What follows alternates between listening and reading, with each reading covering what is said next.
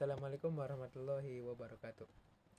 Perkenalkan, nama saya Muhammad Ese Firdaus dan teman saya ini Anisandria Alia Putri. Di sini kami akan mempresentasikan landasan historis pendidikan, yaitu dasar-dasar historis yang membentuk perkembangan pendidikan dari masa ke masa. Melalui kajian historis, kita dapat memahami bagaimana sistem pendidikan itu lahir, berkembang, dan mengalami perubahan sesuai konteks sosial, politik, dan juga budaya suatu bangsa. Kajian ini merupakan suatu hal yang penting agar kita mampu melihat pendidikan dari masa ke masa secara lebih reflektif dan juga kritis. Pengertian pendidikan, secara akademis, pendidikan merupakan proses sadar dan terencana untuk mengembangkan potensi manusia secara menyeluruh yang mencakup aspek spiritual, intelektual, emosional, sosial, dan juga keterampilan. Pendidikan juga dipandang sebagai proses humanisasi, yaitu upaya memanusiakan manusia sehingga mencapai kematangan moral dan juga intelektual. Di sini kita penting untuk membedakan antara pedagogi, yaitu praktik mendidik, dan juga pedagoik, yaitu ilmu yang mengkaji pendidikan. Dan kita ketahui bersama bahwa pendidikan bersifat universal, tetapi tetap tidak dipengaruhi budaya setiap bangsa, sehingga memiliki ciri khasnya masing-masing. Ilmu pendidikan. Pada slide ini, ilmu pendidikan merupakan disiplin akademik yang mempelajari proses mendidik secara sistematis, teoritis, dan juga empiris. Dan menurut tokoh-tokoh pendidikan seperti Langeveld, Drikarya, Carter, Good, dan juga Bernadib, pendidikan adalah proses bimbingan yang berlangsung secara terus-menerus untuk membantu individu mencapai kedewasaannya. Dan ilmu pendidikan bersifat multidisipliner yang melibatkan, yang pertama ada filsafat pendidikan, yaitu memberi dasar, nilai, dan juga pemikiran. Yang kedua ada psikologi pendidikan, yang mengkaji perilaku belajar dan juga perkembangan manusia. Yang ketiga ada sosiologi pendidikan, yang melihat hubungan pendidik dengan masyarakat. Yang keempat ada kurikulum, yang merancang isi dan pengalaman belajar. Yang terakhir ada teknologi pendidikan, yaitu mengembangkan media dan sistem pembelajaran. Dengan demikian, ilmu pendidikan tidak hanya menjelaskan bagaimana mendidik, tetapi juga juga mengapa proses pendidikan itu berlangsung. Dan selanjutnya ada unsur pendidikan. Unsur pendidikan terdiri dari beberapa komponen fundamental. Yang pertama ada peserta didik. Peserta didik dipahami sebagai subjek yang aktif, yang memiliki potensi bawaan. Dan juga teori perkembangan menegaskan bahwa pembelajaran harus disesuaikan dengan tahap usia. Yang kedua ada pendidik. Pendidik bukan hanya penyampai informasi, tetapi pembimbing, fasilitator, evaluator, dan panutan moral. Yang ketiga ada interaksi edukatif, yaitu interaksi antara pendidik dan peserta didik harus bersifat dialogis, dua arah, dan bermakna untuk menciptakan konstruksi pengetahuan yang sesuai prinsip konstruktivisme. Dan yang keempat ada tujuan pendidikan. Tujuan pendidikan mengarah pada pembentukan manusia yang berkarakter, berpengetahuan, mandiri, dan juga bertanggung jawab. Yang kelima ada materi, metode, dan media. Kurikulum, metode pembelajaran, serta media belajar menjadi instrumen penting dalam mencapai tujuan pendidikan. Dan yang terakhir yaitu lingkungan pendidikan.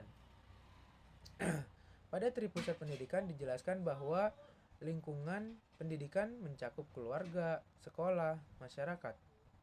Dan ini membentuk ekosistem pendidikan yang saling melengkapi. Selanjutnya, sejarah pendidikan dunia. Sejarah pendidikan dunia menunjukkan bahwa pendidikan sejak awal dipengaruhi oleh struktur kekuasaan dan religiusitas. Pada masa kuno, pendidikan dikelola oleh kasta pendeta, dan berorientasi pada nilai moral dan pengabdian kepada dewa. Dan materi pembelajaran pada masa kuno meliputi membaca, menulis, matematika, hukum, astronomi, hingga kedokteran, yang menunjukkan bahwa pendidikan sudah terstruktur pada saat itu.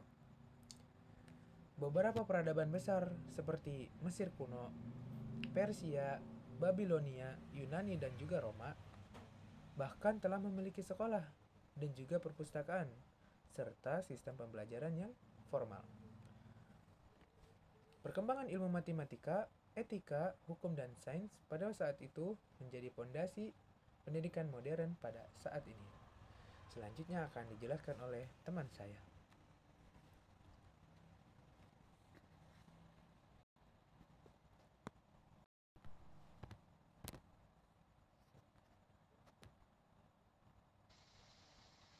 Kemudian ada sejarah pendidikan di Indonesia. Yang pertama itu ada pra-kemerdekaan, yaitu tokoh pelopornya Ki Hajar Dewantara, R.A. Kartini, Raden Dewi Sartika, dan K.H. Ahmad Dahlan yang mendirikan sekolah alternatif di luar sistem kolonial.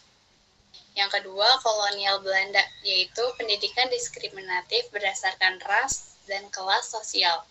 Yang ketiga, penduduk Jepang, yaitu pendidikan menggunakan bahasa Indonesia tetapi diarahkan untuk kepentingan militer.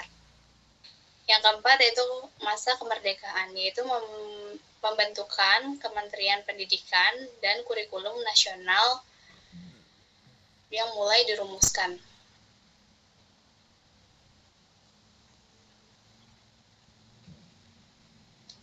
Kemudian ada sejarah pendidikan. Yang pertama itu ada Orde Lama.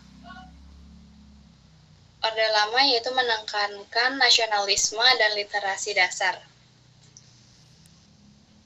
Yang kedua yaitu Orde Baru, yaitu pendidikan sebagai sarana pembangunan dari tahun 1973. Sedangkan yang ketiga reformasi, yaitu otonomi daerah, perubahan kurikulum seperti KTSP, KBK, K13, dan juga kurikulum merdeka. Yang keempat yaitu era digital, yaitu pendidikan yang menghadapi tantangan globalisasi, teknologi, dan pandemi COVID-19.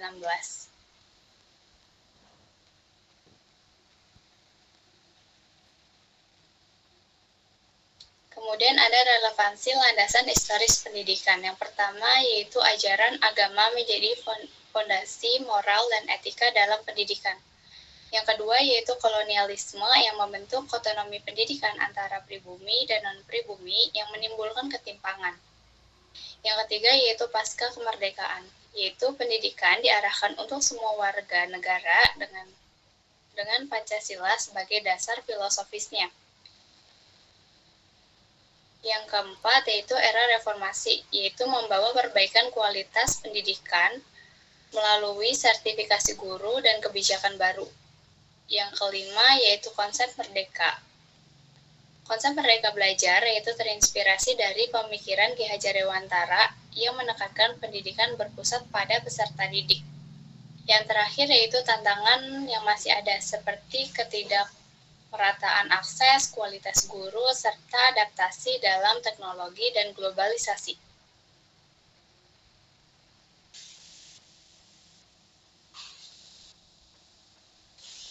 Yang terakhir yaitu kesimpulan.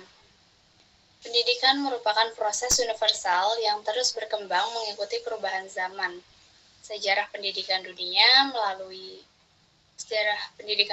maupun Indonesia menunjukkan pergeseran makna, tujuan, dan sistem pendidikan sesuai kebutuhan masyarakat. Saat ini pendidikan Indonesia berupaya mencerdaskan kehidupan bangsa sekaligus menghadapi tantangan globalisasi dan era digital. Landasan histori ini tetap relevan hingga kini, terutama dalam membentuk karakter bangsa yang cerdas, berakhlak, dan siap menghadapi tantangan global.